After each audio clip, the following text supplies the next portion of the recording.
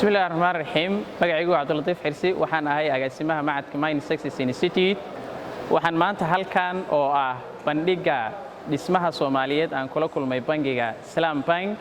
oo muddo badan aan kamid ahaa dadka macaamiisha ee ku xiran isla markaana isticmaala adeegyada kala duwan ee bangigu uu bixiyo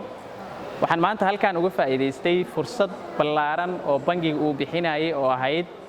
in qof kastoo ka soo qayb gala bandhigan uu bangigu siinayay Mastercard-ka isaga oo ku helaya qiimo dhimis ballaaran runtii sharaf bay ii tahay inaan ka faa'iideysto fursadan waxaan rajaynayaa hadduu Ilaahay yiraahdo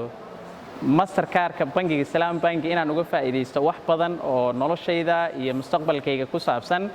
isla markaana aan kula falgalo waxyaabo badan oo si caadi ah aanan ku gaari karin sida inaan macaahid iyo jaamacado badan oo dalka dibadiisa ku yaala aan koorsooyin iyo tababaro aan uga iibsado